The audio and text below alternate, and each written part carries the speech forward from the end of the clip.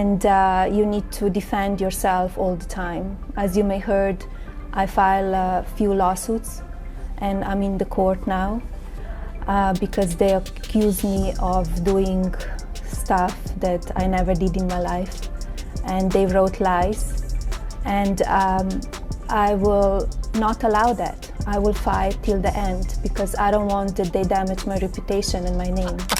The View is a victim of the sunk cost fallacy. You know, how can you now speak the truth and when for years you've been telling lie after lie after lie? Now you're carrying this big bag of rocks around you because it's too harmful for their ego to admit that we really were dishonest. And they could be honest. All they would have to say is, look, we hate Trump so much. We were willing to lie about Joe Biden because we felt he was preferable. We thought our lying and our cover-up was on your behalf. Just say that. You're still scum, but at least you're an honest scum. A $500 million lawsuit just flipped daytime TV on its head, turning it from talk show to courtroom drama. And Greg Gutfeld, he didn't just show up. He brought a flamethrower to the recap.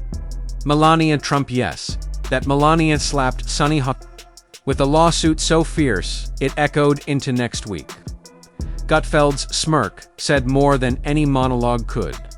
His sarcasm cut deeper than Sunny's signature side-eye, and the roast scorched hotter than any midday meltdown. Suddenly, The View wasn't a round table, lit was a witness box, and Greg, he was the prosecutor, armed with punchlines and ready to cross-examine. I think she hates him. Yeah, well, yeah. Okay, so we can all agree on that. That's a given. I also think that she wants to take him out. She does not want to be the first lady anymore. They agree with you. She doesn't want to be the first lady. She destroyed the Rose Garden. Who hates Christmas? Melania Trump hates Christmas. She doesn't want to decorate for Christmas. She doesn't want anything to do with him. She doesn't want to sleep in the same room with him. She can't tolerate him. Allegedly. And she does. Yeah, how do you know all this? Yeah, I don't know. You don't know all this. People have to wonder, where does Sunny Hostin get her opinions? Yeah. Like you said, and it's obviously from her husband. She has to tell her what to say on The View, because without it, she's got nothing up there. She's not very bright. But the problem with her is that she went full racist. She injected skin color into a fairly generic behavior seen in all spouses. Greg strutted onto the set like he'd just hit the jackpot in a lawsuit lottery. No golden ticket, just Melania's $500 million legal thunderbolt, dropped straight onto the smug pedestal of daytime drama.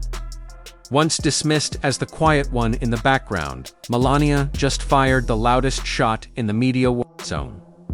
For Greg, this wasn't commentary, it was Christmas morning, and the lawsuit was both the tree and the gift. Raw, poetic karma served with a smirk. Melania Trump is furious. The woman who wants to be First Lady is taking on several media outlets that she says printed false reports about her personal life. Now Melania is threatening to sue. Les Trent has the latest.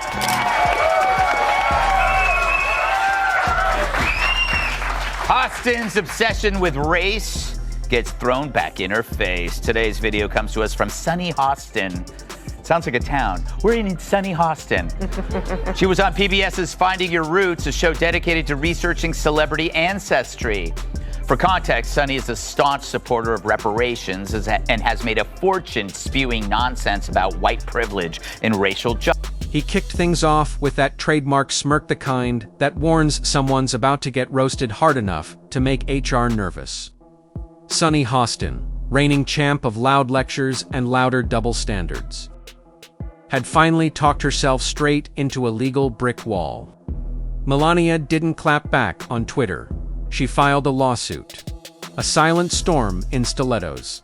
She bulldozed an entire fabricated narrative with one sharp, surgical legal strike. Well, turns out she's not as oppressed as she claims she is. She's actually the descendant of slave owners from Europe. Here's how she took the news. Roll it. Wow. I'm a little bit in shock. I just always thought of myself as Puerto Rican, half Puerto Rican. I didn't think I was, my family was originally from Spain and slaveholders. Greg didn't ease in. He kicked the doors off the segment. He called Sunny the The kind of pundit who mistakes noise for nuance. Who thinks cutting people off makes her sound smarter. But this time her megaphone met its matcha buzzsaw with an Eastern European accent and a powerhouse attorney. Karma showed up with a name, a court date, and a legal team that doesn't do free consultations. So how are you feeling, my friend? I think it's actually pretty interesting that my husband and I have shared roots. Yeah. So I do appreciate that. And I think it's great for our children to know this information. I guess it's a fact of life that this is how some people made their living, on the backs of others. Greg laid out the backstage meltdown like a crime scene report. While Sunny brushed off the lawsuit on air, her legal team was supposedly deep in a Google spiral, frantically typing, "Can arrogance be used as a defense?" He joked they were binge-watching old episodes, pausing and rewinding. Desperate to find the exact frame when Melania lost her last ounce of patience and reached for a pen. Spoiler, it didn't happen during a commercial break. And yeah, and then she bashes the company like they don't pay their workers. Right. You know, that's like, so she's still like one of them, you know, she's one of them. Yeah, but I give him extra money. She's so sweet, that Sunny. Paul, do you catch The View very often? Is it on your DVR? But it's the view into what? Domestic hell? I mean, what exactly is it a view into? And who came up with the names, if you think about it? The irony was rich absolutely. Licious funny daytime TV's self-appointed morality hall monitor now found herself in the hot seat. The same woman who dissected every Trump headline like an outraged detective had just tumbled off her high horse. Melania didn't clap back with tweets or sound bites. She hit back with consequences, cold, calculated, legal ones. And just two. Make it sting. She put a $500 million price tag on it. Fact of life. Interesting change of tune. For more, we go to our chief Sunny Hostin correspondent for a reaction.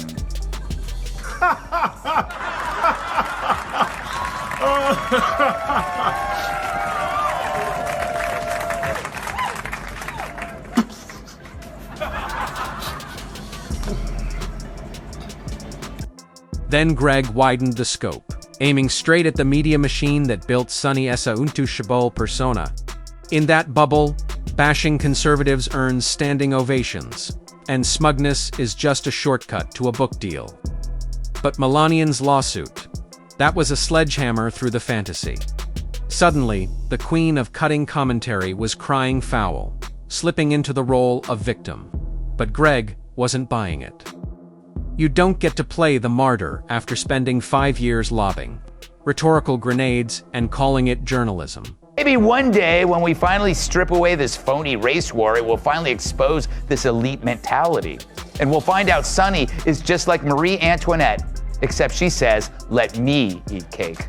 Then came the Melania moment, not the meme, not the mannequin, but the real deal. Silent, sharp, and surgical. No drama, no one perfectly timed legal haymaker. While Sunny was out shadowboxing for applause, Melania was behind the curtain with a manila envelope and a strategy.